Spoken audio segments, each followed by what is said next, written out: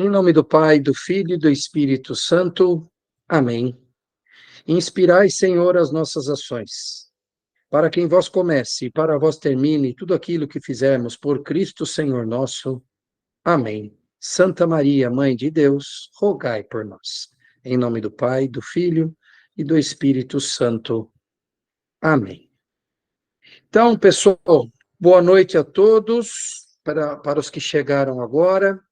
A ideia hoje, apesar de ser uma carta pequena, não é ler a carta, e sim dar um subsídio para que vocês possam não só ler, como também estudar essa carta. Eu fiz um slide aqui, deixa eu pegar aqui.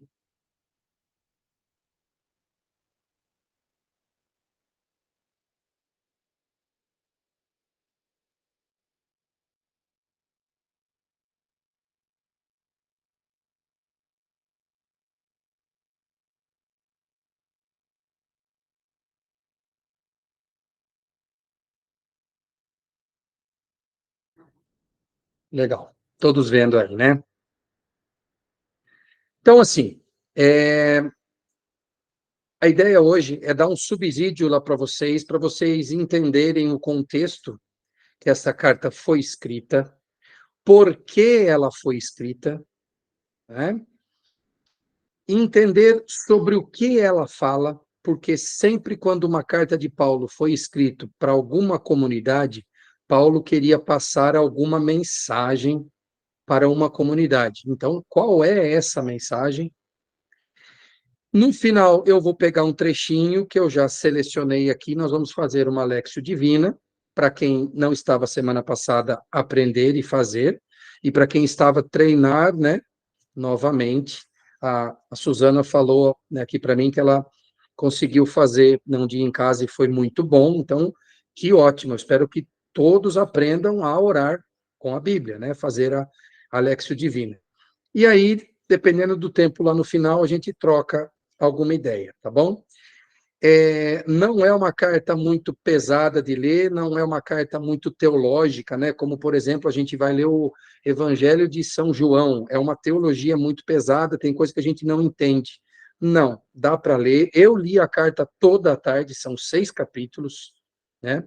E li assim, eu não estudei, eu li em meia hora. Então, se a gente for estudar essa carta, em uma hora e meia, dá para ler ela devagar, lendo nota de rodapé, tá bom? Então, a ideia é criar um subsídio aí para vocês e depois fazer a Léxio Divina também. A Ariela falando que fez o estudo. Exatamente. Tem muita gente fazendo, Ariela, porque a CNBB indicou essa carta para que a gente leia nesse mês de setembro, que é o mês da Bíblia, né? Então, tem muita paróquia falando sobre ela aí. Eu espero poder complementar alguma coisa, né, que você já viu, e se você também quiser complementar para a gente, fique à vontade, tá bom? Porque às vezes você está sabendo de algo que eu não vou falar aqui, tá? Muito bem. Então, olha, a epístola em si, a carta, né? Ela possui 6 capítulos, como eu falei para vocês, é uma carta breve, né? Ela está na Bíblia após a carta aos Gálatas e antes da carta aos Filipenses, mas isso não indica que ela foi escrita depois ou antes, tá? É só uma questão de encaixar ali nas epístolas paulinas. Ela deve ter sido escrita por volta do ano 62, entre 60 e 63. Por que deve? Porque a gente vai ver um pouco mais tarde, não se tem uma certeza se ela foi escrita realmente por Paulo, tá bom? Isso nós vamos falar um pouquinho mais tarde. Então, por isso que a data dela deve ser por volta do ano 62. Isso é antes da destruição do Templo de Jerusalém, no ano 70, tá?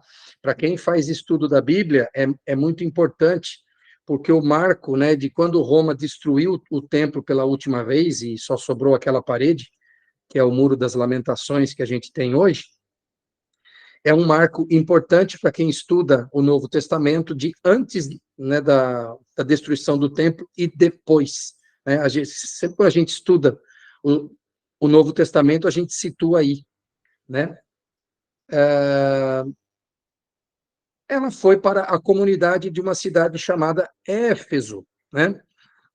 E Éfeso era uma cidade da antiga Grécia, então fazia parte do território da conquista grega, né? Hoje faz parte da Turquia, hoje faz parte do, né, do território turco. E é em Éfeso que se encontra a casa onde morou Nossa Senhora no fim de seus dias. Lá também faleceu o apóstolo João. Então, vamos lá, vamos dar uma olhadinha no mapa aí. Se eu passar o mouse aqui, vocês não estão vendo o mouse, né? Vocês não estão enxergando o mouse aqui, não, né? Tá. Então vai sem o mouse mesmo. Olha,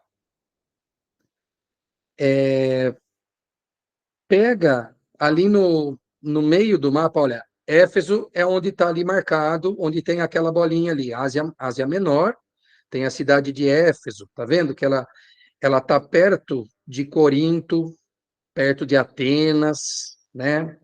Ali tem também uma ilha chamada Ilha de Patmos. A Ilha de Patmos é onde São João ficou preso durante um tempo e provavelmente foi ali que ele escreveu o Apocalipse, tá? Nessa Ilha de Patmos. Então, Éfeso, ela ficava, né, no caso, o território turco, na Ásia Menor. Veja, Jerusalém está um pouquinho para baixo e à direita. Está vendo escrito ali, Terra Prometida? Jerusalém, Moabe, Edom. Então, ali é onde vivia Jesus, né? Ali para baixo está escrito Mar Rojo, que é o Mar Vermelho, e ali perto de Jerusalém é o Mar da Galileia, né? Então, veja que a comunidade de Éfeso, ela está longe. Paulo andou muito nas suas viagens e ele foi formando comunidades. Se vocês olharem um pouco acima da Síria, ali tem Antioquia, e um pouco do lado está escrito Tarso. Estão vendo ali? Tarso é a cidade onde nasceu Paulo. Então, Paulo nasceu ali, que era né, território, apesar de ser ali né, domínio grego, já havia conquistado, né, Roma já havia conquistado Tarso. Por isso que Paulo é um cidadão romano. Quando ele foi para ser julgado em Jerusalém, ele falou: não, eu sou cidadão romano, eu quero ser julgado em Roma. E ele foi para Roma, e aí ele foi decapitado lá, né? Então, Éfeso fica lá na Turquia, vocês veem que é bem longe de, de Jerusalém, certo? Perto da Grécia, perto ali, ó, Corinto, né, onde vocês estão vendo escrito Grécia, um pouco para baixo, Corinto, outra comunidade paulina também. E essa é a casa que é muito visitada, que é a casa onde morou Nossa Senhora, que fica em Éfeso, né? Lá na Turquia. Tem uma amiga nossa que mais amiga né, da minha esposa, que foi e fez uma visita nessa casa. O mais interessante desta casa é, segundo a tradição, ali morava Nossa Senhora com uma serva e Paulo morava numa casa próxima, né? Porque quando Jesus entregou Maria para João na cruz, o discípulo a tomou como mãe. Então ele cuidou dela até o fim de seus dias, né? Então, segundo a tradição, Maria morou nessa casa. E o mais interessante é que essa casa estava toda coberta, ela estava soterrada.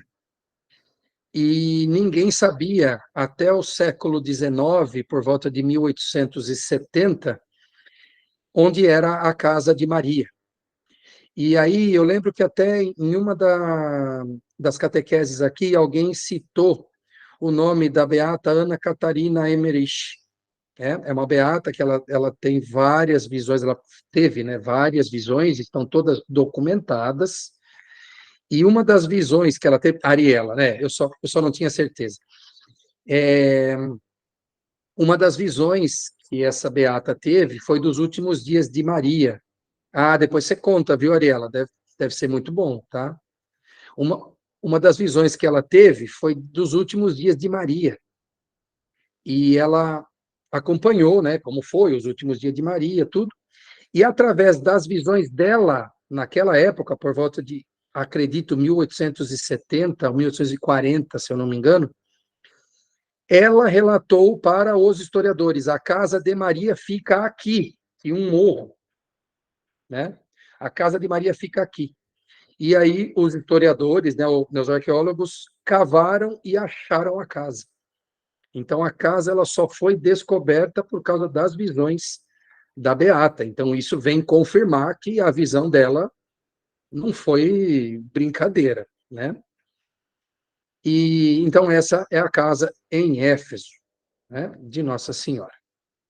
Muito bem. Então, os destinatários da carta, a comunidade cristã da cidade de Éfeso e sua região. Então, foi não só para Éfeso, mas as comunidades próximas a Éfeso. A cidade de Éfeso foi um importante centro humano na época dos apóstolos, tanto que se tornou capital da província romana da Ásia Menor. Seu porto, que servia de acesso para o comércio e a sua numerosa população, a tornavam uma cidade de rápido crescimento. Então, era uma cidade grande na época. São Paulo esteve nessa cidade durante 2 viagens missionárias, relatados em Atos dos Apóstolos, capítulo 18.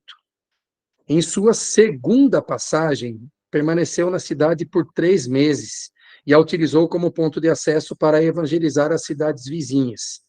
No final desta viagem missionária, consciente dos perigos dos hereges e falsos doutores, o apóstolo adverte as comunidades sobre os riscos da presença deles dentro das comunidades cristãs. Quando Paulo começou a fundar comunidades fora da, né, ali do território judeu, começou a se espalhar muita gente propagando falsas doutrinas. Então, tem várias cartas que Paulo exorta sobre esse risco, né? Sobre o risco das falsas doutrinas. Na carta aos Efésios, ele não fala claramente sobre isso, mas ele faz meio que uma catequese, falando: olha, pessoal, vocês são diferentes agora, vocês têm uma comunidade, né? Vocês têm que ter uma vida diferente. Então, cuidado com as coisas que vocês fazem, cuidado com as coisas que vocês falam, já alertando para esse tipo de coisa, tá? Então, como destinatários, os efésios da comunidade de Éfeso e das cidades circunvizinhas. Quem escreveu? Aí tem 2 linhas de raciocínio, tá? Embora seja atribuída desde muito tempo como de autoria de Paulo, né, o apóstolo, alguns afirmam que provavelmente ela foi escrita e enviada aos seus destinatários por discípulos de Paulo depois da morte do apóstolo. A favor da autenticidade, ou seja, quem acha que foi Paulo mesmo que escreveu, estão vários fatores, como a saudação inicial, que é comum nas cartas de Paulo, as palavras referentes à sua vocação apostólica, porque tem um trecho que ele fala que ele foi apóstolo, e que ele creu, e que ele ensina, que ele tem autoridade, né? Os testemunhos dos padres da igreja dos primeiros séculos, né? Santo Inácio de Antioquia, São Policarpo, Santo Irineu, enfim, eles atestam que a carta foi de Paulo. E os pontos doutrinários relacionados à salvação, né, pela fé e à formação de um único povo formado por judeus e gentios. Estes pontos são semelhantes às cartas já declaradas como autenticamente paulinas. Já autores modernos, ou seja, isso é estudo moderno, né, colocam em dúvida se essa autoria de Paulo, por outros fatores, a linguagem. Então, quem estuda, quem é um exegeta, ele conhece e ele bate o olho num texto e bate o olho no outro e fala: não, isso aqui não foi a mesma pessoa, tá? A linguagem tá diferente, né? Então, são estudos mais modernos. Olha, o estilo, muito solenes e complicados, são diferentes das cartas autênticas. A doutrina sobre a pessoa de Cristo, o significado messiânico de sua morte e sua exaltação junto a Deus Pai são mais elaboradas, assim como as afirmações a respeito da igreja. Então, assim, a gente não sabe, pode ter sido escrita por Paulo, e se foi escrita por Paulo, ele estava já na prisão. Ele escreve a carta a Filemon, tem a carta aos Filipenses, são 4 cartas que ele escreve lá na prisão. Então, se a carta aos Efésios foi de Paulo, ele escreveu na prisão. Se não foi de Paulo, foi de pessoas que andaram com ele, provavelmente após a sua morte. Eles escreveram, tá? E assim, mas poxa, se foram outras pessoas lá que escreveram, por que puseram que foi de Paulo, né? Porque eles podem ter até copiado a saudação de Paulo, né? Como Paulo escrevia nas outras cartas. Na verdade, gente, nessa época era muito comum, e aliás, desde o Antigo Testamento, tá? Era comum, quando uma pessoa escrevia algo de certa relevância, ela assinava como sendo aquele escrito de uma outra pessoa, para dar autoridade no assunto. Isso era muito comum acontecer.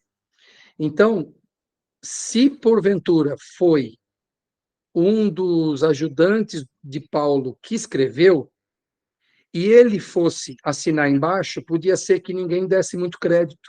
Essa carta podia chegar lá aos Efésios e o pessoal falar, mas quem que assinou?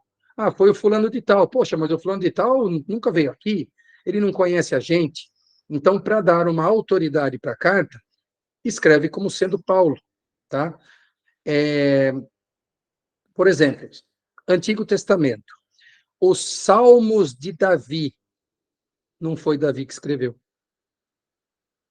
Sabedoria, livro da sabedoria de Salomão, não foi Salomão que escreveu. Então, alguém escreveu e falou, olha, para dar uma autoridade, eu vou falar que foi Salomão. Né? A mentira vai se entender com Deus depois lá em cima. Né? Mas tornou-se um livro muito bom, tanto é que está no cânon romano. Entenderam? Então, quem escreveu pode ter sido Paulo ou não, mas também, se não foi Paulo, foram pessoas que o conheciam muito bem e sabiam dos problemas lá da comunidade. A divisão estrutural e o conteúdo da carta. Sua estrutura segue o mesmo esquema tradicional dos outros escritos de São Paulo. Inicia-se com a característica saudação, né? Deixa eu pegar aqui, se alguém tiver também, quiser acompanhar. Efésios 1,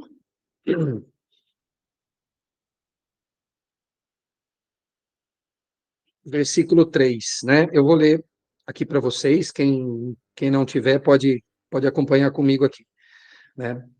Porque primeiro ele fala, olha, lá no versículo 1, né? Bem no começo.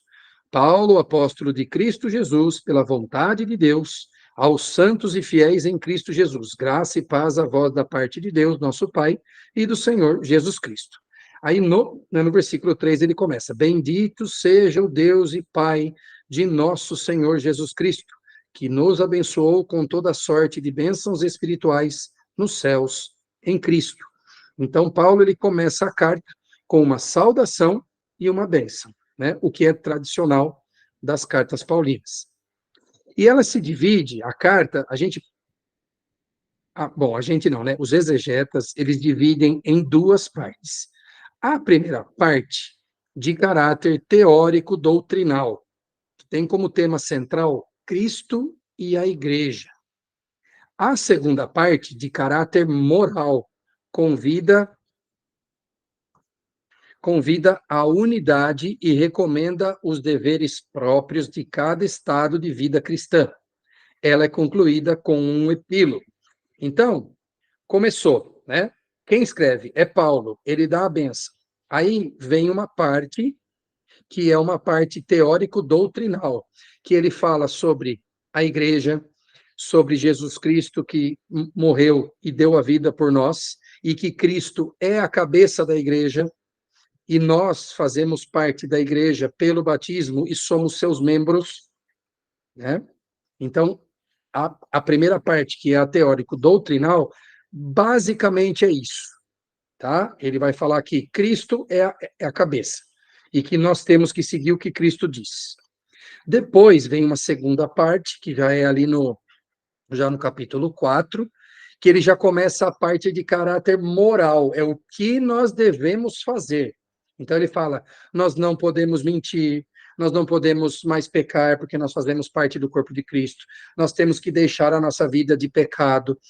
É nessa parte que vem a famosa frase: mulheres sejam submissas aos seus maridos, que dá uma polêmica danada, e quem fala que é polêmico é porque não entende nada, né?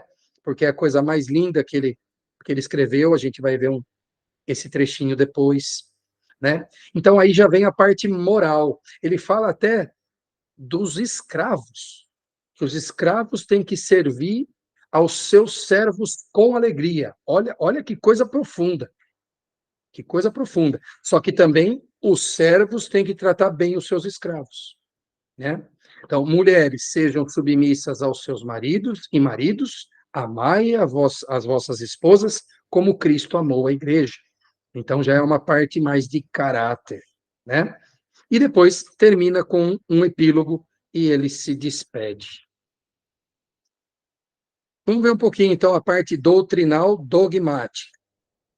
Inicia-se com um hino sobre a ação da Santíssima Trindade na condução da obra da salvação, que ele fala, né, que Cristo morreu por nós, deu todo o seu sangue, né, como se fosse uma catequese.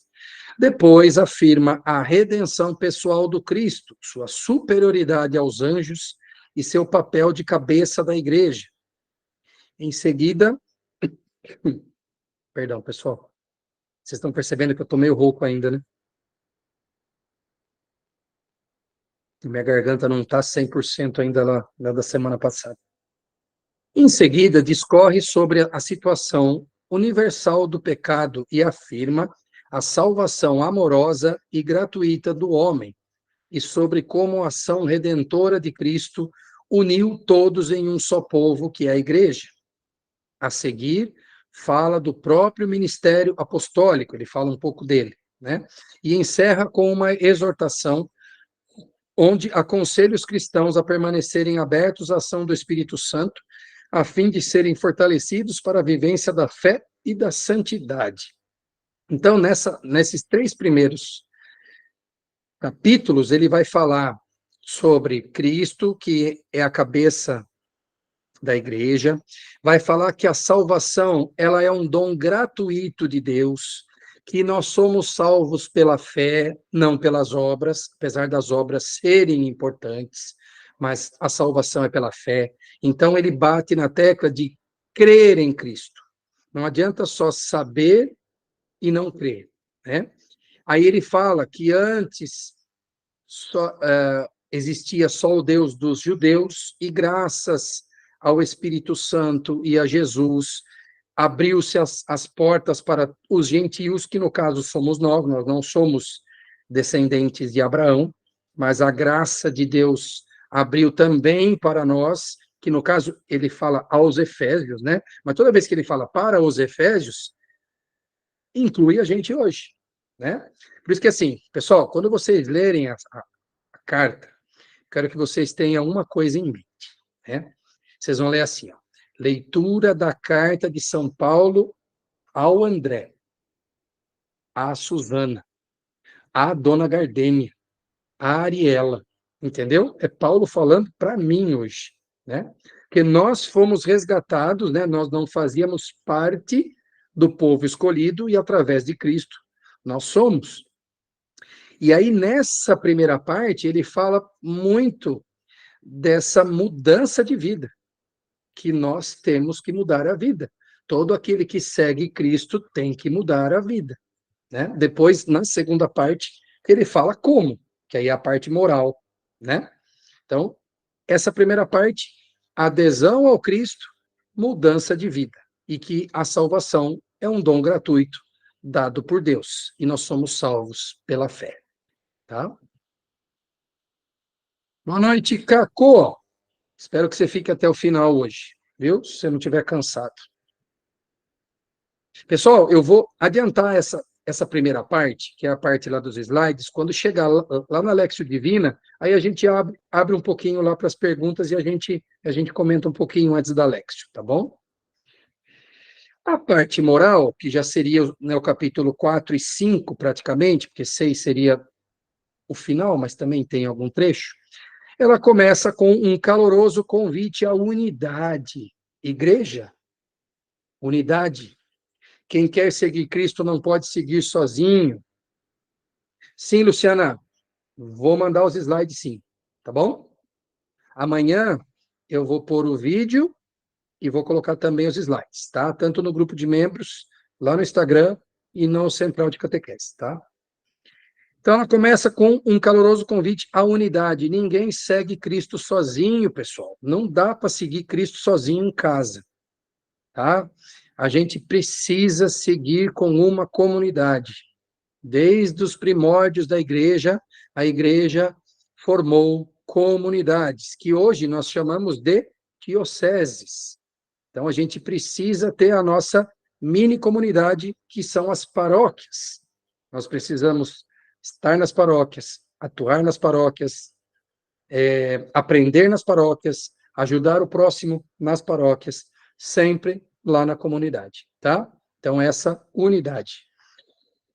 Em seguida, uma exortação para viver a coerência na fé através da conversão, para abandonar a vida passada, o homem velho, e revestir-se da redenção em Cristo, que é o homem novo, pois os cristãos devem viver como os filhos da luz, imitando a Cristo, praticando as virtudes e fugindo dos vícios. Então, isso é bem claro lá no capítulo 4. Ele fala, gente, nós agora somos criaturas novas. Nós precisamos deixar o homem velho e precisamos fazer a adesão ao homem novo. Olha aí a situação do batismo. É que para nós, gente, a grande maioria foi batizado, né, de bebê, eu fui, né?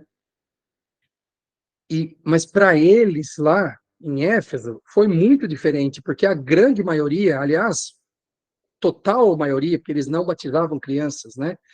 Foram tudo batizados de velhos, né? De adultos. Então, para eles era mais nítido essa mudança de vida. Vou deixar o homem velho e vou aderir ao homem novo, né? Para uma criança fica até estranho, né? Ela nasce com 3 meses, ela vai jogar o homem velho fora. Não cabe muito a frase, mas para eles cabia muito isso. Então, Paulo bate muito nessa tecla. Olha, pessoal, o homem velho foi embora. Agora é Cristo, é o homem novo, tá? Adentrando nos conselhos familiares, o apóstolo acentua os mútuos deveres dos esposos, cujas cuja relação, aí está errado, deve ter como modelo Cristo e a igreja, aos pais e aos filhos, aos senhores e aos servos.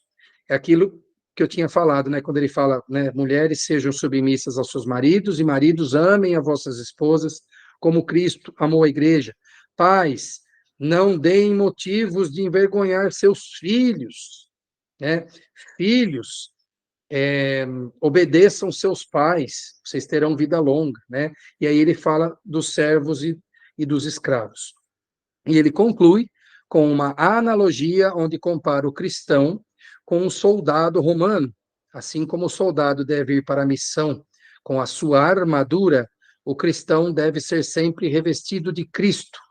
O epílogo, né, o final da carta, coroa a carta com o tão aguardado e desejo de graça e de paz.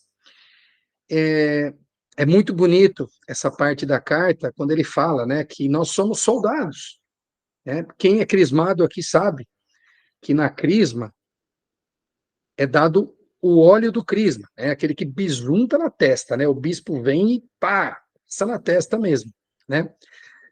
O óleo, gente, ele tem esse simbolismo da unção e também tem o simbolismo de luta.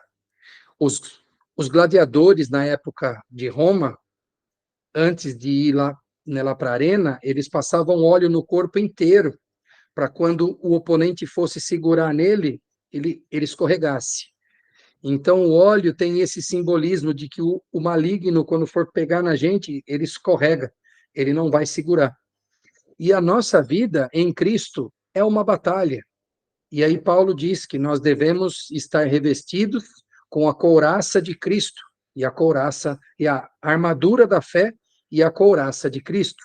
Então, só com a fé e com Cristo que nós vamos vencer todas as batalhas nossas contra o mal. Chaves teológicas para uma boa leitura e compreensão da Epístola aos Efésios. Este escrito, considerado como um dos mais bem elaborados teologicamente do Novo Testamento, tem influenciado a teologia e a prática pastoral da igreja até os dias de hoje. Por quê? Porque é uma mensagem muito direta, não tem rodeio.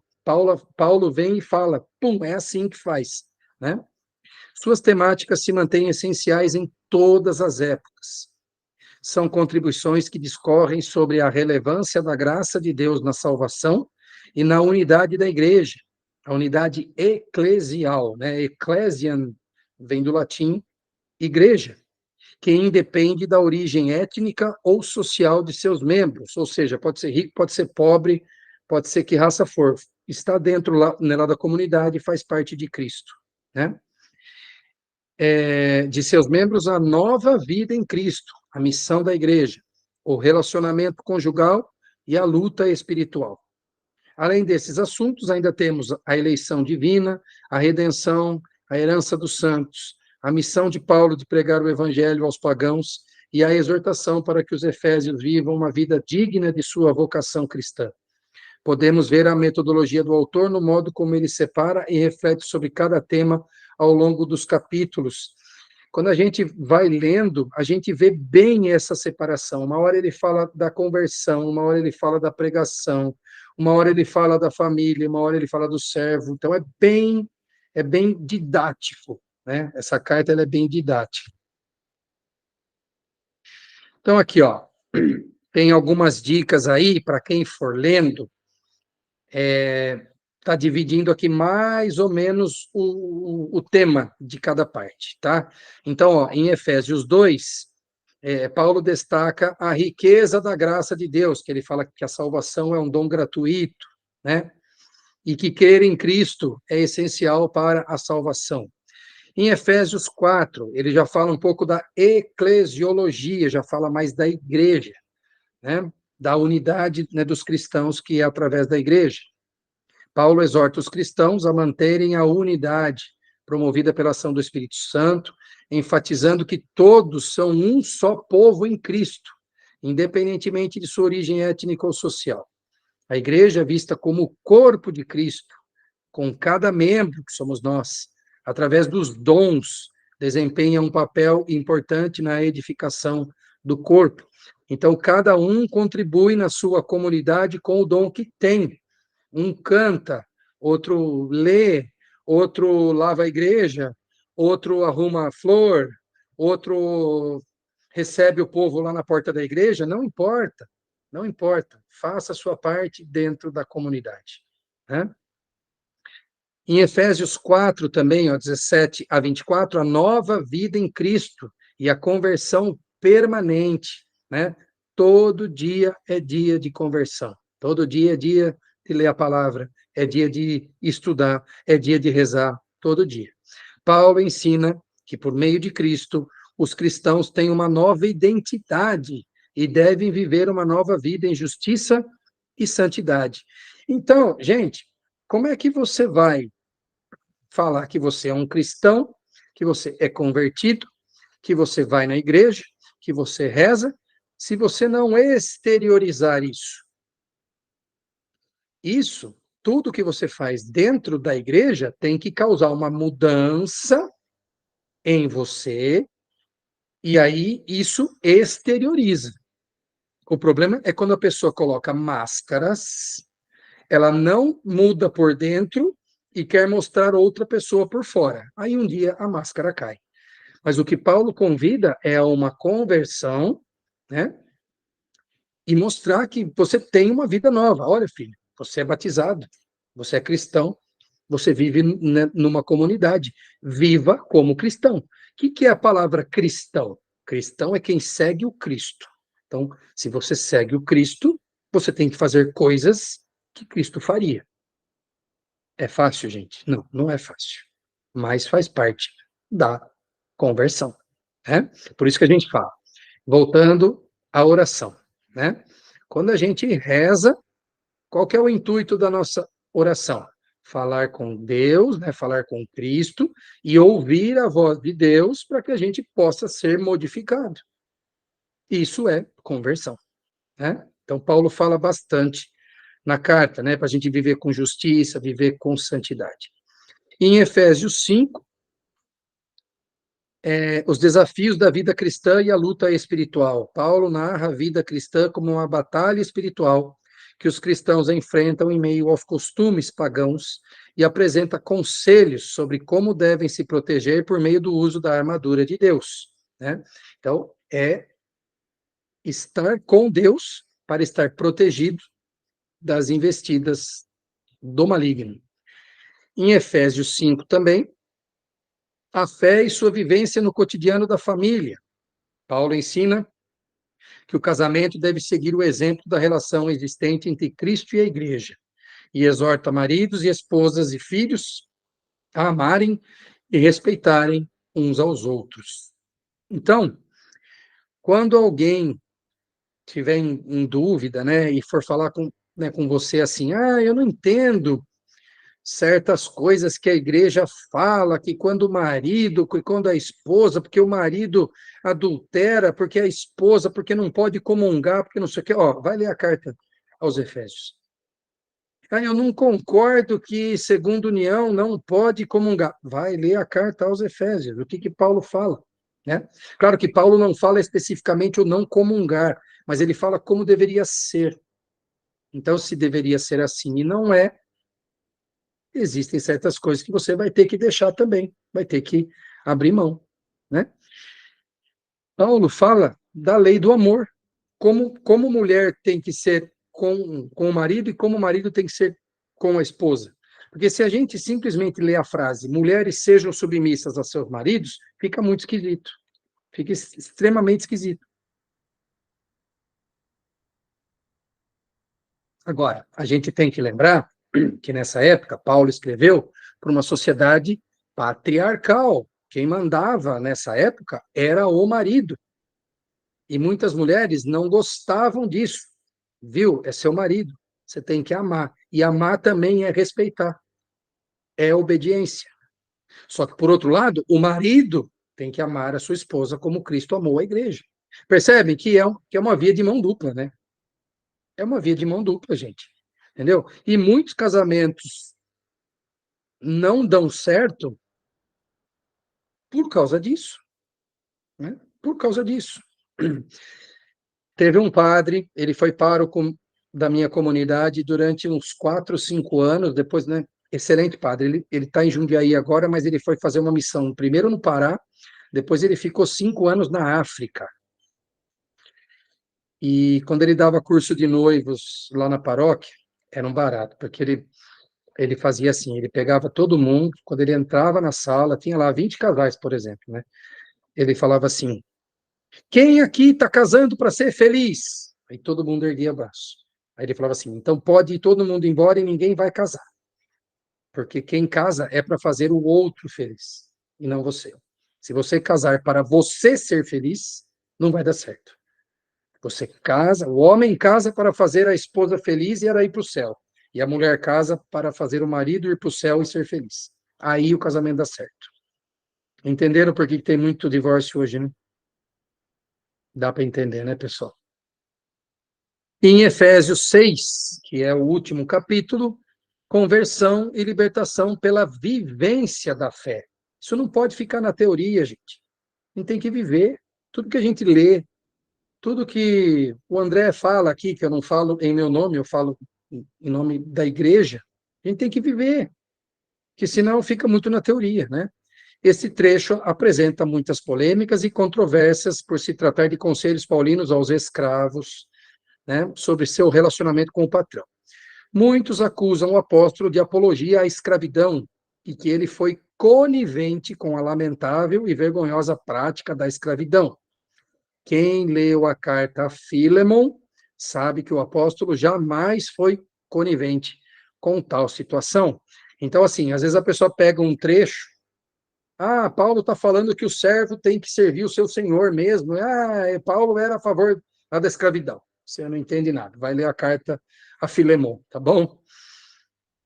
Os conselhos aqui são para que a vivência da fé na vida do escravo ajude a facilitar a sua vida. Na verdade, conforme os testemunhos dos padres da igreja, né, os primeiros padres, a vivência da fé dos escravos despertou os patrões para querer conhecer a fé cristã, e estes, com o tempo, acabaram libertando seus escravos, por entenderem que tal prática era incompatível à fé e à salvação em Cristo. Então, gente, olha o que está falando aqui. Ó, eu vou ler de novo. Na verdade, conforme os testemunhos dos padres da igreja, quando a gente fala padres da igreja, são os primeiros padres, né? Século I, Santo Inácio de Antioquia, aqueles padres que, né, que eu tinha citado. Veja, eles vieram depois de Paulo, então eles vivenciaram o que Paulo falou, né?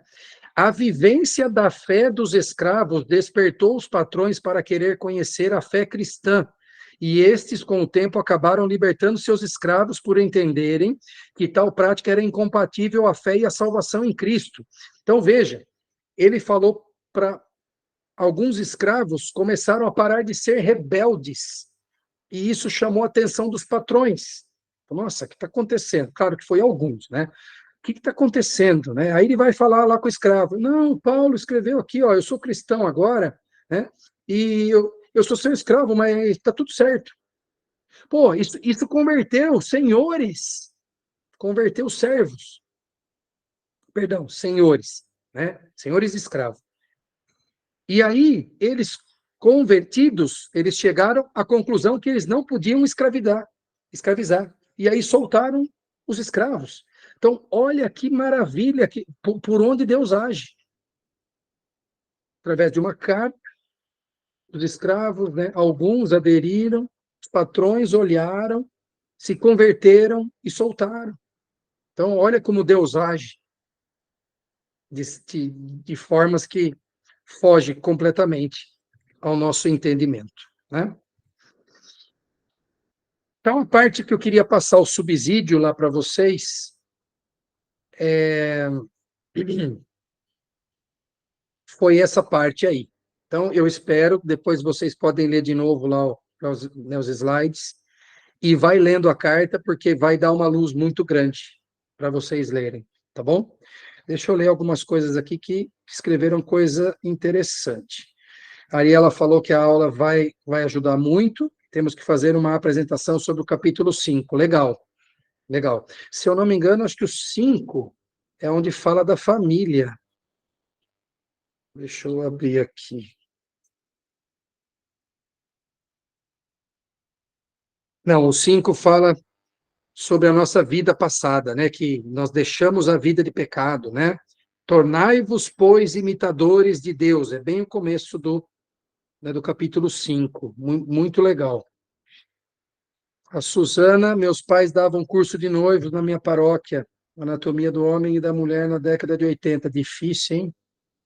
Difícil. Nossa, porque a década de 80 foi onde teve uma mudança muito grande. Pode Então, falar, Suzana. então, eles pararam de dar. O meu pai era médico, ele faleceu já, mas era médico. A minha mãe não, mas os dois davam essa área no curso de noivos. E eles ficaram alguns anos dando, final da década de 70 e começo de 80, e lá por 83, 84, o meu pai desistiu, porque eles davam um método de Billings e método natural, e o meu pai começou a entrar num, num, num problema muito grande, porque as pessoas iam conversar com eles no final da aula, dizendo que tomavam pílula, como que fazia para tomar pílula, e que uma lá fez aborto. Então, assim, Nossa. meu pai disse, não tenho mais condições de dar, eu não me sinto mais à vontade de dar, a cabeça das pessoas é diferente, e eles acabaram desistindo, não conseguiram continuar dando essa parte. Olha, eu participei, Suzana, acho que na minha paróquia uns 10 anos, praticamente. Se não foi 10, foi perto disso, né? E todo o curso tinha a parte de sexualidade, né? Então ia lá um falar sobre os métodos naturais, né? Mas você percebia, tudo bem, Arela, sem problema, pode sair. Que assim, o povo que está lá vendo, tipo assim, legal, Uhum. né? É, e assim, porque na década de 80, que assim, a explosão da pílula, né, quando ela surgiu, foi década de 60, né? Foi. Aí 70 a coisa começou a pegar. 80 já se falava já em aborto, já se falava mais em pílula, já era mais comum, né? Essa coisa. Então você falar, putz, e hoje em dia, imagina, século XXI, Não, nem você dá. falar que tem que ser método natural, o pessoal fala, você tá maluco. Quando Apesar eu de faço. a gente vê, é engraçado, né? Porque às vezes eles são veganos, naturalistas, tal, e tomam. É, pois é. É que tudo isso daí é moda, né? É, Só o que é coisa, quando é coisa boa, não, né, não vira moda, né? Infelizmente, né? Olha, quando eu fiz um vídeo, eu pus um vídeo lá no Instagram, eu fiz um vídeo falando sobre que a igreja condena métodos de contracepção, né? Pílula, principalmente pílula, porque ela é abortiva, e preservativo, DIU, enfim, né? O DIU também é abortivo. Mas não muito, né? Mas teve gente que começou a me criticar, sabe? Falar, viu, você tá louco. Em pleno século XXI, você vem falar que não é para usar preservativo. E as doenças venéreas? Eu falei, meu amigo, se você for casado, você só tem relação com a sua esposa. Se você não for casado, fica quieto em casa. Você não vai pegar doença nunca, entendeu? Porque você oferecer preservativo, que é o que acontece nos postos de saúde, né? Campanhas do Ministério da Saúde, você está incentivando promiscuidade, né? E não é isso que a igreja quer, né? Aí, mas enfim, é a cabeça do povo. Por isso que a carta fala, gente, viver a fé. A igreja prega, ela prega isso, então viva, né? Agora, cada um adere do jeito que quer. Mas eu só sei que está ficando cada vez mais difícil, viu, Suzana? Falar. Só um segundinho, Caco, você já fala. Fazer tipo curso de noivo, sabe por quê? Quando você faz um curso dentro de uma paróquia onde as pessoas estão interessadas em aprender, que nem vocês aqui, eu gosto de falar para quem quer ouvir, por isso que eu dou catequese para adultos lá na minha paróquia. Porque adulto não está lá porque a mãe mandou, adulto está lá porque quer. Vocês estão aqui porque querem. Agora, curso de noivos, eles são obrigados a fazerem, porque eles querem casar na igreja. Então, mais da metade que está lá, entendeu? É, é muito complicado. Senhor José Carlos de Oliveira, vulgo Caco, pode abrir o microfone e pode falar. Um grande prazer tê-lo aqui. Aperta o dedinho para abrir o microfone. Apertei, eu já Agora apertei. sim, tio. Agora sim, tio. Então, o que acontece hoje em dia é que é praticamente impossível se praticar determinadas proibições da igreja, é que, na verdade, pela igreja e pelo cristianismo, nós não devemos praticar o sexo antes do casamento. E como que você vai falar um negócio desse no mundo do jeito que está hoje? Né? Então, qualquer método contraceptivo que vai aparecer, assim, para eles é uma novidade e é um modo de aproveitar a liberdade no máximo, no extremo que eles podem, né? Então, Exato. hoje, você não pode falar mais em virgindade, né? Que nem eu e a minha esposa, a gente não teve relação antes do casamento. É uma coisa que você não pode falar hoje. Se você for falar isso em público, vão jogar tomate, ovo, né, e outras coisas. Então, o mundo hoje ele está muito livre, né? Está muito liberalista. Então, Tem coisa que para esse mundo realmente está ultrapassado. E eles querem a modernização da igreja.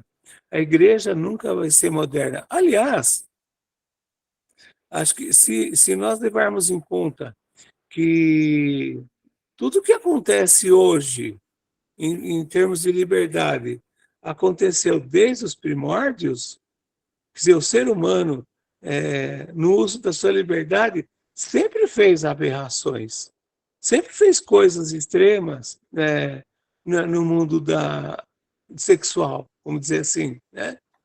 Então, a grande novidade, realmente, é a igreja. É a igreja que prega coisa nova. Não, vocês não vão fazer a partir de agora, não pode. As coisas para você. Quando Jesus Cristo vem, que traz a boa nova, né? O Evangelho é a boa nova. Então, ele traz a grande novidade para o ser humano. E essa novidade, ela perdura até hoje. Que, aliás, que é a igreja que perpetua essa novidade. Não é? Pois é. Ultrapassados são eles que faziam aberrações, né? Que nem hoje você pega, às vezes, um jovem. Muitas vezes o jovem, principalmente o homem, ele ouve dos pais, usa preservativo. Ele ouve da escola, às vezes, usa preservativo. Aí como é que você vai chegar para ele e vai falar assim, não pode ter relação? Aí ele fala, nossa, mas peraí, todo mundo fala para eu usar, se eu usar eu posso fazer. Certo? Aliás, tem Então, pais que leva o filho para exato, fazer a iniciação, né? exato. Tem, né? Então, enfim.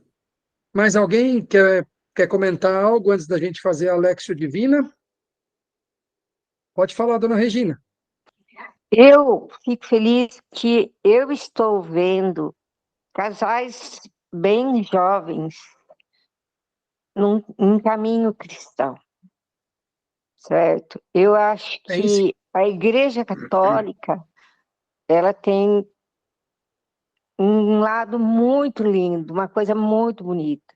E a gente está vendo casais jovenzinhos que estão caminhando de uma maneira dentro da igreja, entendeu? Tem os cristãos verdadeiros. Isso é de ficar alegre. Agora, o que existe não existe, mas tem gente que lá fora tá quebrando a cara. Então, a alegria é essa, que tem muita gente que estão fora, que estão quebrando a cara e estão voltando. Como diz a minha amiga lá no começo, ó, nós estamos velhas, agora estamos voltando. Então, tem muita gente jovem aprendendo que estão no caminho errado. É verdade. O duro é que acaba aprendendo da pior forma, né? Porque quebra a cara, né? Mas o importante é aprender, né, É claro, é né, claro. André? É isso aí. É isso aí. Obrigado, dona Regina. Vamos para Alexio Divina, então? Oi, Luciana, pode falar. Pode falar.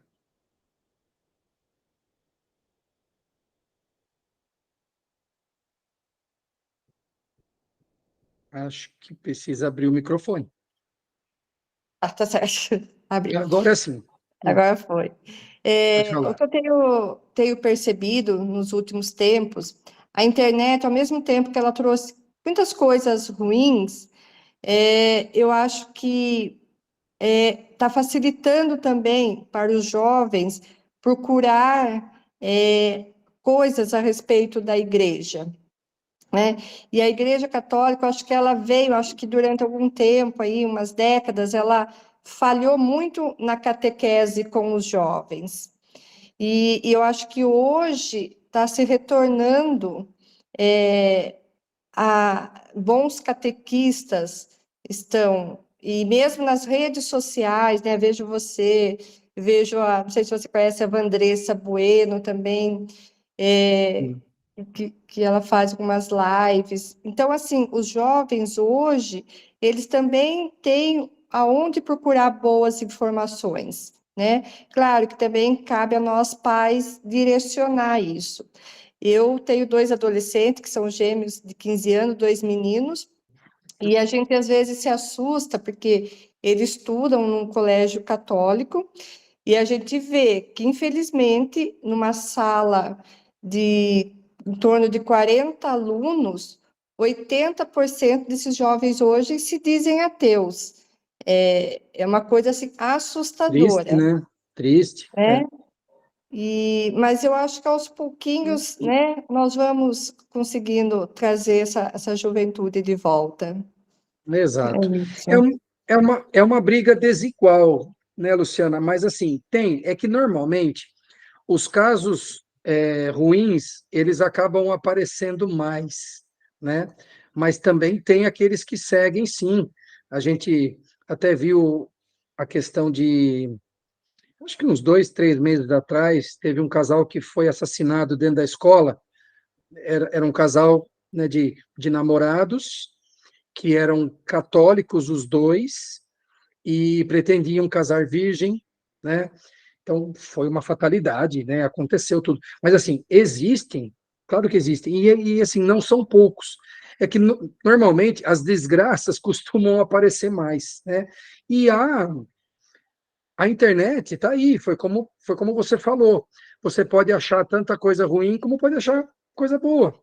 Você vai se evangelizar lá, você vai procurar a palavra, né? Tá aí. Pode falar, Fábio.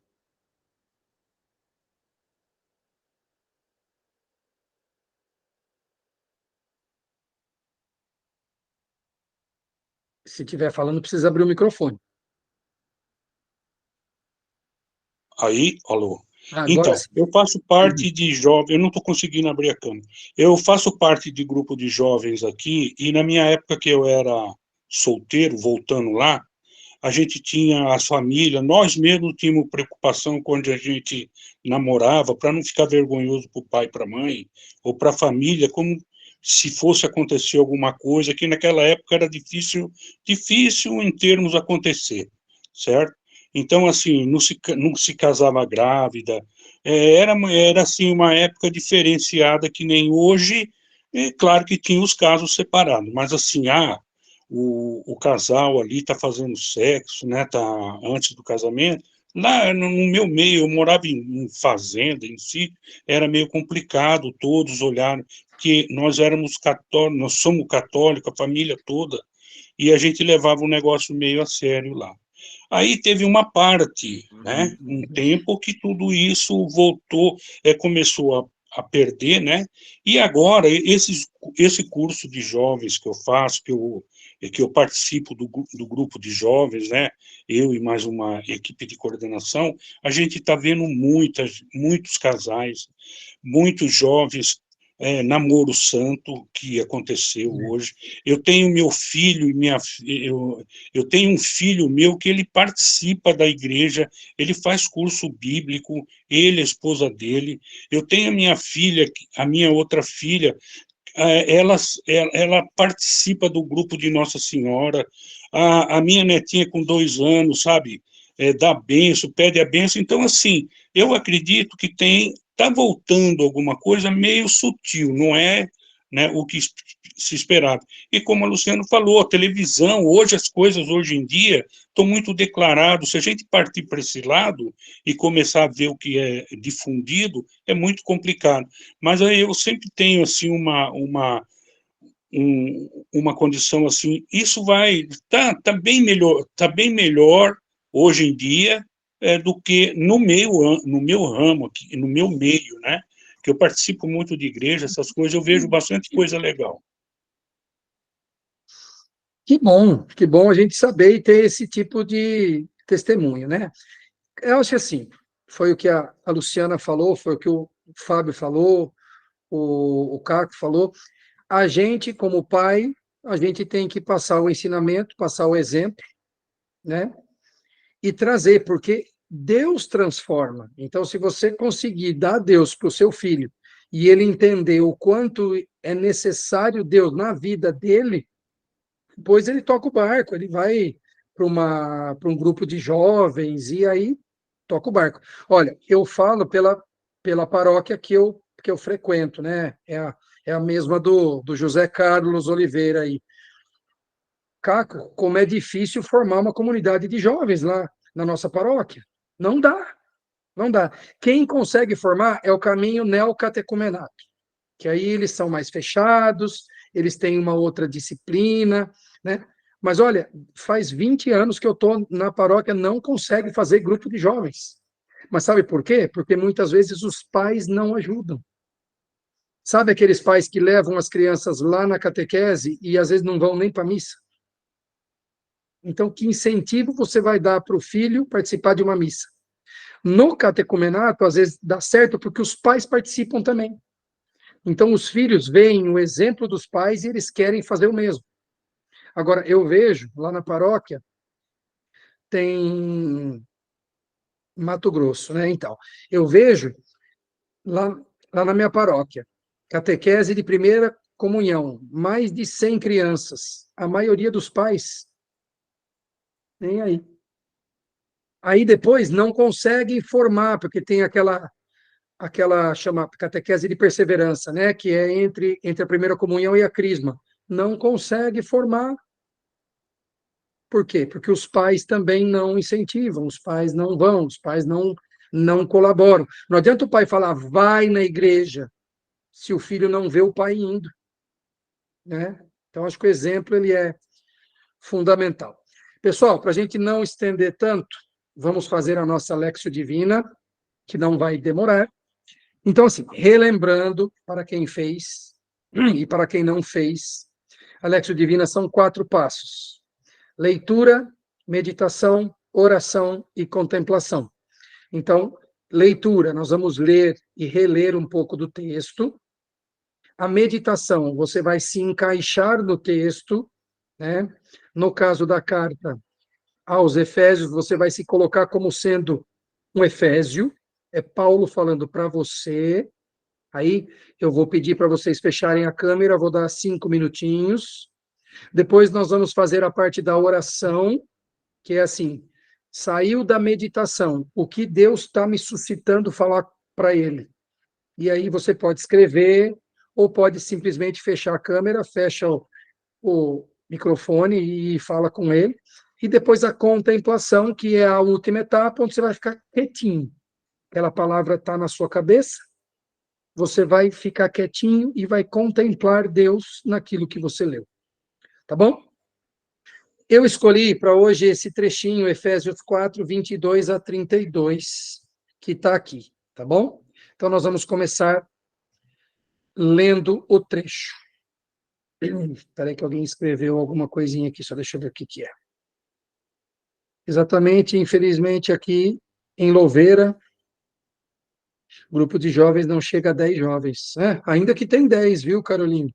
Meu filho tem 12 anos, ele participa ativamente no grupo de jovens, ele vai para o retiro e vigílias, infelizmente, ele sofre bastante perseguição por ser religioso. Tem esse lado também, né? De como que a criança vai ter isso na escola perante os outros que não são católicos. É complicado. Vamos começar, então, a nossa Lexio Divina, em nome do Pai, do Filho e do Espírito Santo. Amém.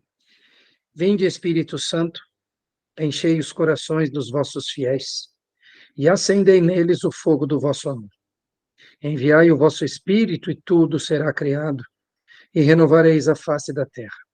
Oremos.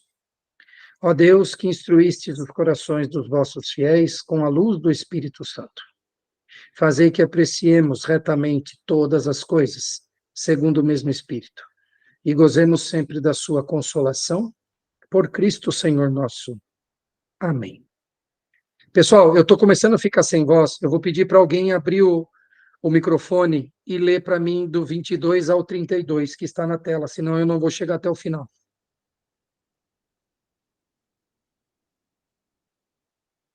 Alguém pode ler para mim, por favor?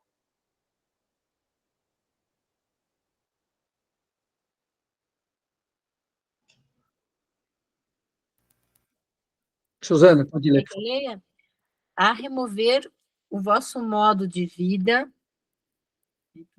anterior, o homem velho, que se corrompe ao sabor das concupiscências enganosas, e a renovar-nos pela transformação espiritual da vossa mente, e revestir-vos do homem novo, criado segundo Deus, na justiça e santidade da verdade.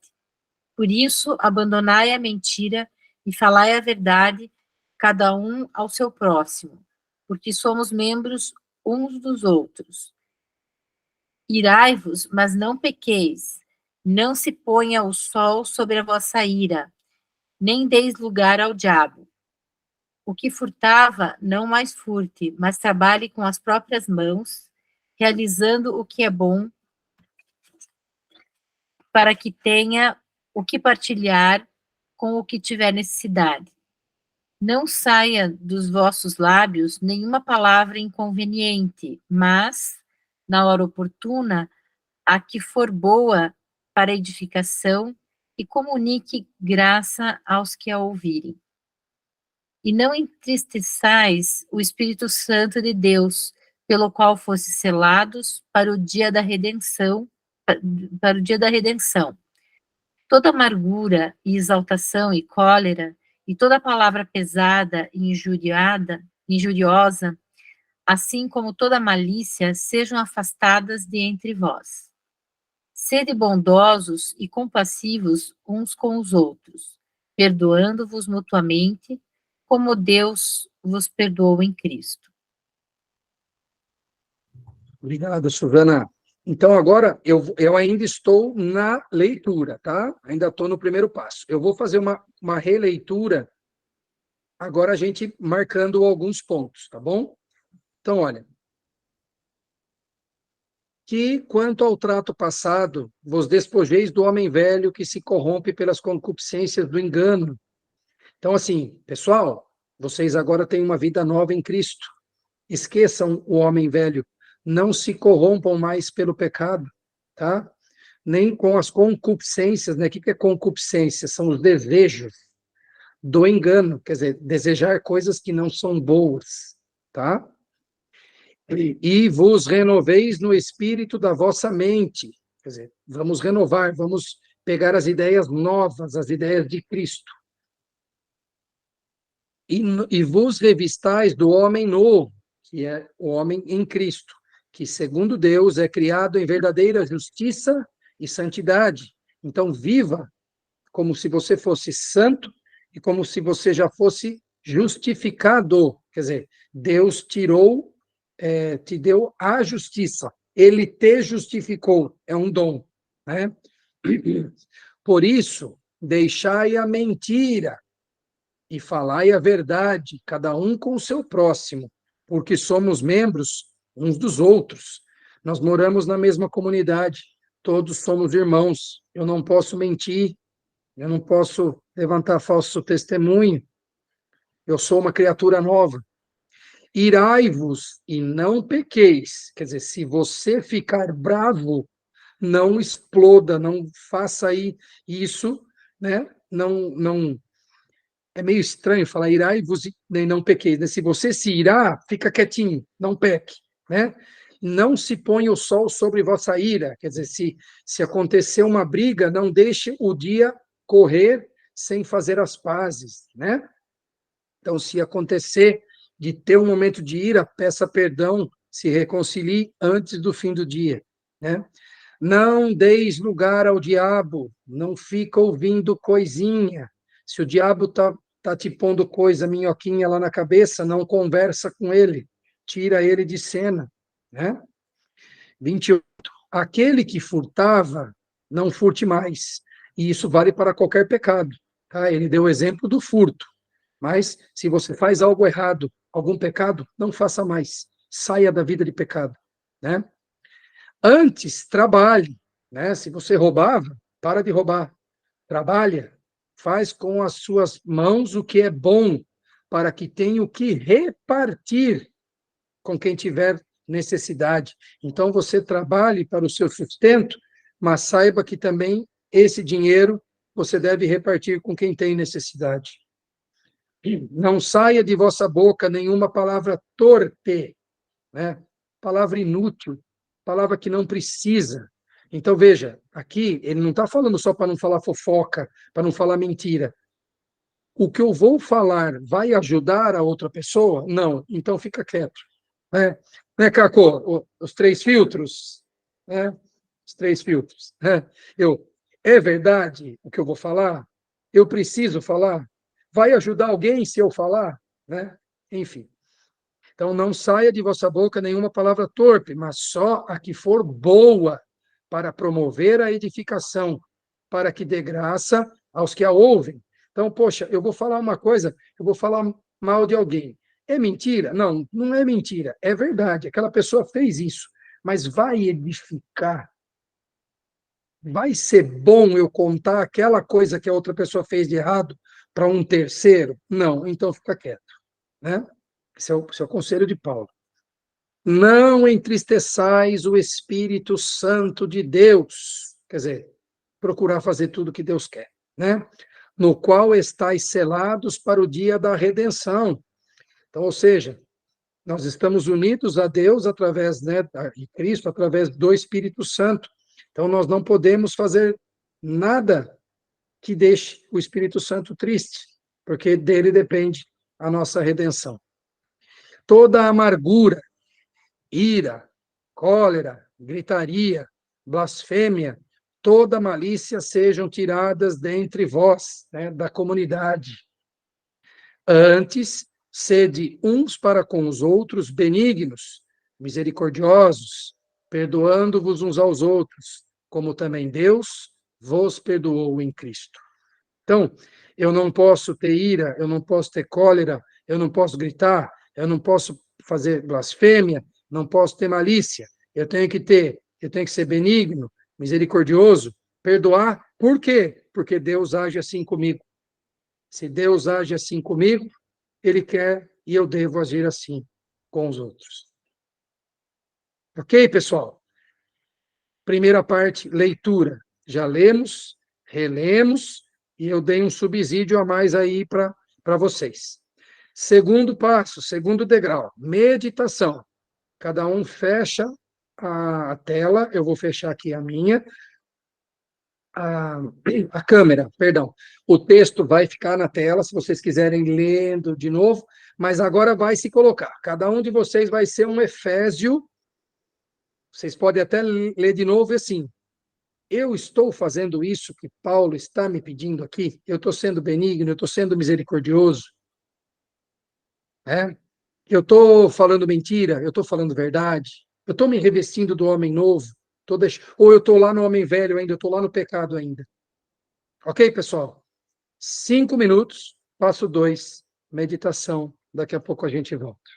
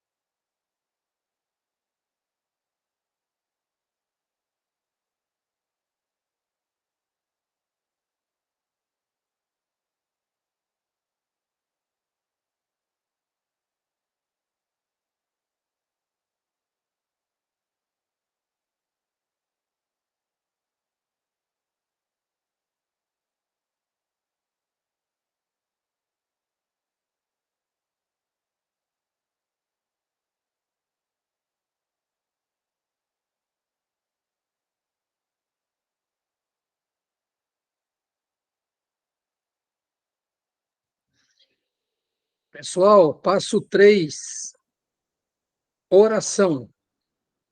Agora, conversa com Deus. Se você achar que tem que louvar, louva. Se você tem que pedir, pede. Se você tem que agradecer, agradeça. Momento íntimo. Vou dar 3 minutinhos para cada um, tá bom? Se quiser escrever, escreve. Eu acho legal escrever para quem tem papel aí, porque fica uma oração bonita e você pode guardar isso, tá bom? 3 minutinhos, conversa com Deus.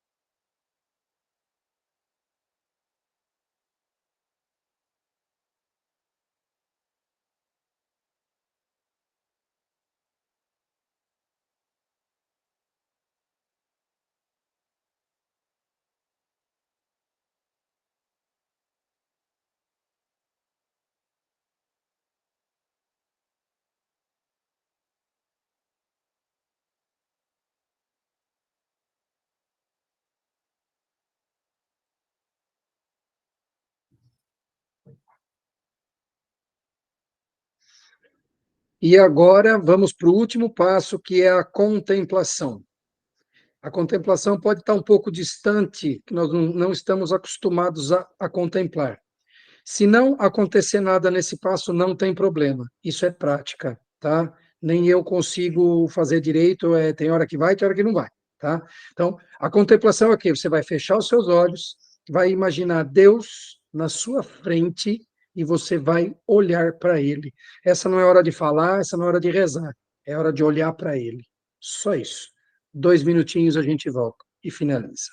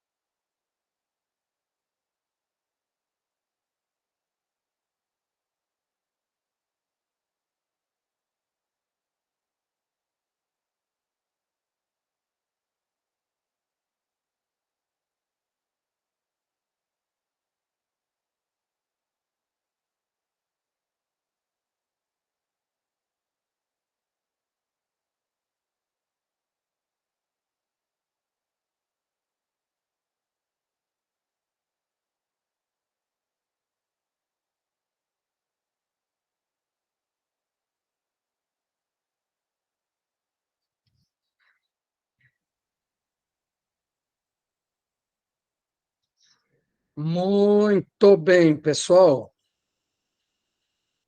Alguém quer compartilhar alguma coisa com a gente? Pode ser a oração, pode ser a parte meditativa, pode ser o que for. Alguém quer falar? Pode falar, dona Regina. Quem que levantou primeiro a mão? Pode falar, dona Regina.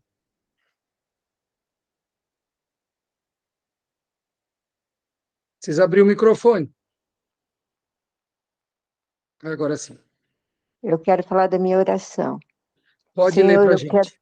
Senhor, eu quero agradecer por estar me dando a oportunidade de me tornar uma criatura nova e me desviar-me do pecado. E Amém. ser uma nova Efésio. Muito bem, é isso mesmo. Sabe que essa oração parecida com a minha, porque eu tive o ponto que me chamou a atenção foi aquela não entristeçais o Espírito Santo.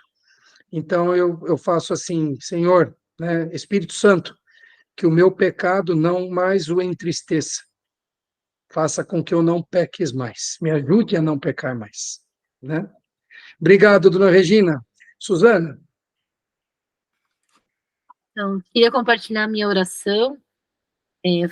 Fazei, Senhor, que eu seja revestida pelo seu Espírito, nos mais simples pensamentos, palavras e ações. Dai-me força e perseverança para manter-me revestida desse seu Espírito todos os dias da minha vida. Amém. Bonita oração, Suzana. Obrigado por compartilhar, viu? Muito bonita. Ítalo, Pronto, estou abrindo aqui. o que você achou? Você que fez hoje? Você não tinha feito semana passada. Não, eu fiz, na realidade, quando Você assisti, fez aí depois, eu verdade. pratiquei, né? E então, Uhum. assim, hoje eu me vi, né, pensando muito a respeito desse formato de fala, né? Foi onde eu fiquei meditando mais quando fala de que você não movido pela cólera, você movido pela raiva, você não sair falando qualquer coisa, né? Ou até mesmo, aí eu pensei um pouco mais na questão do jeito de falar realmente, né? De como a gente fala. Isso foi algo que ficou muito latente em mim, porque por vezes eu já fui questionado de que fui grosseiro, mas na minha cabeça não tinha sido. E talvez esteja aí no jeito de falar. Então isso foi muito latente na minha meditação. E pode ter certeza que a próxima vez que você for elevar o tom de voz, você vai lembrar disso. Acredito que sim. Acredito E que aí a sim, que é algo que eu venho consciência trabalhando. vai vir. Uhum. Legal. Obrigado por compartilhar, Italo. Perfeito. Alguém também tinha levantado a mão. Desistiu? Pode falar, Luciana. Eu queria compartilhar a minha oração. Meu Deus, que todos os dias, pela sua graça, eu possa me revestir do homem novo e que o Espírito Santo que habita em mim possa me conduzir à santidade, que eu seja guiada por teu amor e que eu possa retribuir ao meu próximo todo o seu amor comigo. Amém. Vocês viram, gente? Cada oração bonita que brota quando a gente faz uma pequena meditaçãozinha, né, da palavra, ela é uma oração, sim, que brotou, né, do coração, mas foi guiada pela palavra. Essa que é a beleza da Lexio Divina, né? Olha cada oração bonita aqui. Pode falar, Caco. Obrigado, viu, Luciano? Obrigado. Então, eu fiz a minha oração assim, um pouco, não é que é diferente, seguiu a mesma linha. Pedi realmente que o Espírito Santo me iluminasse e eu fui lendo os versículos onde abandonai a mentira, por exemplo, Senhor, que eu fale somente a verdade. Então eu fui sempre pedindo para Deus me ajudar a cumprir com essa minha com esse meu anseio, né, de cada dia mais estar mais próximo de Deus, que eu fosse eliminando esses tópicos, né? Esses pecados da minha vida, né? Que o Espírito Santo me ilumine e realmente me ative ali naquele versículo onde fala que de não entristecer o Espírito Santo de Deus. Porque eu acho que quando a gente peca, a gente não tem, durante o pecado, você não está com essa noção que você está entristecendo a Deus. Você quer satisfazer as suas necessidades, a sua, a sua vontade, a sua liberdade, e você não está pensando que você está entristecendo Deus, né? Eu achei que foi muito forte esse ponto da oração. Para mim também, né? Pegou aí também. Obrigado, Caco. Merlin, pode falar. Então, estão me ouvindo? Sim, pode Então, falar. acho que a minha meditação foi mais ou menos de acordo com o que o Ítalo falou, que é em questão da ira, né, no momento que a gente está com raiva.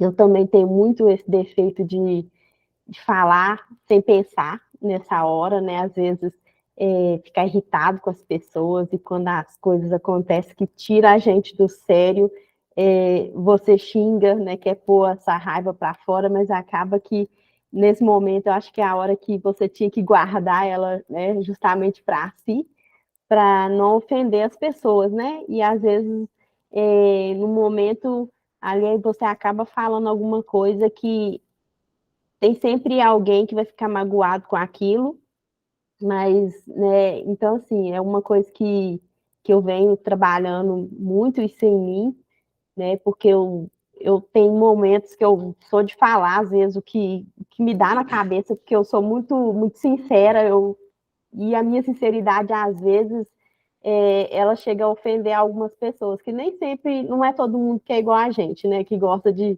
ouvir as verdades. Então, assim, acho que muitas vezes a gente tem que guardar aquilo né, e aquietar o coração mesmo, pedir a Deus que, né, ilumine a gente e que acalme o nosso coração. É isso aí, né? Que o próprio Paulo falou, né? Se não vai edificar, então fica quietinho, né? É mais ou menos Exatamente. por aí. É isso aí. Obrigado, viu, Merlin? Né? Obrigado. Mais alguém, pessoal? Então, olha, pode falar, dona Regina. O microfone. Pode falar do que a gente sentiu depois da oração? Claro, claro. O primeiro dia que nós fizemos Alexo, depois eu tenho vindo praticando todos os dias em casa.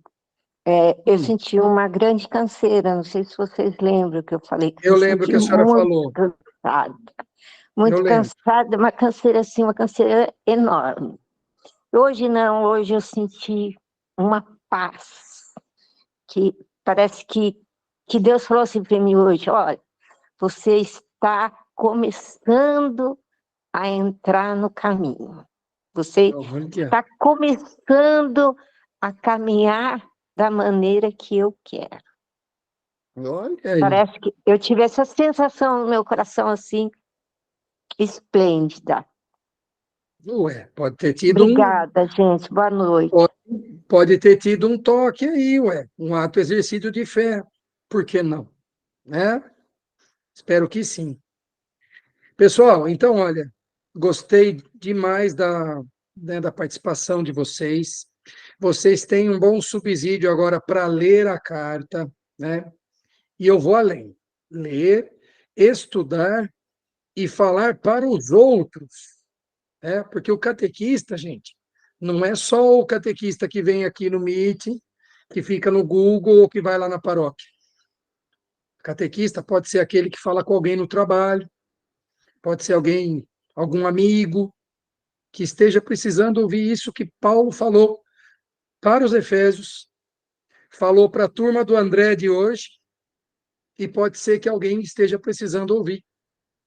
Então, que vocês leiam, estudem e que sejam portadores dessa boa nova, né? Evangelho apesar da gente não ler o evangelho de hoje, né? Mas evangelho é uma palavra grega que significa boa nova, né? Tem muita gente precisando de boa nova. O Fábio mesmo falou do grupo de jovens, né? Que ele atua lá em Mato Grosso. Gente, o povo às vezes está sedento de Deus e nem sabe. Às vezes, uma palavra que você fala, pum, acende uma chama ali dentro. Quem,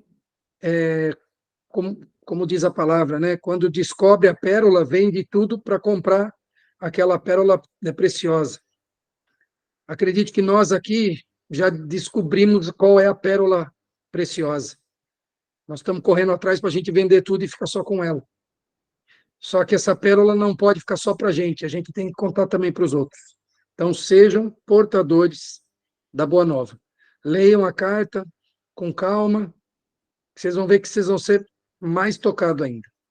Tá bom? Eu vou parar por aqui pela hora e pela minha voz, né? Que vocês estão vendo que daqui a pouco não vou mais ter voz, né? Pode falar, dona Regina. Só abre o microfone. O microfone. Aqui Oi. nós temos um ponto, olha, é muito fácil. Ah, Tá vendo, André? Aqui, olha. sei. Tá vendo? É muito fácil você encontrar ele aqui. Tá? Você põe aqui, olha, 2 dedos. Aqui, ó. Você está falando por causa da minha voz? É. Agora que eu Tá? descobri. E eu, aperta aqui. Tá minha irmã, que ela é professora, e eu faço muito, dá muito resultado. Tá? Vou apertar. Ó, Vamos ver pode se sai. apertar, olha, que dá uma diferença na hora de como você melhora. Vou Tá? achar o ponto aqui. Não, bom? mas é facinho, olha, tá aqui, ó. Então, para dentro. Para dentro. Tá? Eu vou achar o ponto. Obrigado, dona Regina, pelo carinho. Dona Gardene, achei a senhora muito quieta hoje, hein? Achei a senhora muito quieta hoje, mas tudo bem. Pessoal, obrigado de novo, de coração. Semana que vem eu preciso ver como é que eu vou fazer, porque eu tenho compromisso na terça e na quinta, mas a gente dá um jeito. Apareceu a dona Gardene. Não estou quieta, não. Aí a gente vai se falando. Não estou quieta, não. É que deu certo hoje? Pesou bastante? Pesou bastante hoje? Foi um agradecimento, porque dentro daí tinha coisa que aconteceu durante a semana, e por incrível que pareça, eu não fiquei chateada, não fiquei irada, eu só agradeci pelo que aconteceu. Verdade. Então, tem agradecimentos sempre, e esse foi o meu agradecimento. Não foi nem a oração, foi oração em agradecer, porque aconteceu realmente uma coisa que antigamente me deixaria muito chateada, e agora eu entendo que foi para o bem, foi o que tinha que acontecer. Então, o cristão nunca fica triste, por mais que aconteça, tem que estar feliz. Obrigado a todos que participaram com o vídeo aberto, com o vídeo fechado, que falaram, que colocaram no chat. A gente vai se falando. Vamos ver o que eu faço lá na semana que vem. Se Deus quiser. Obrigado, pessoal. Fiquem com Deus. Até a próxima. Até a próxima. Um abraço.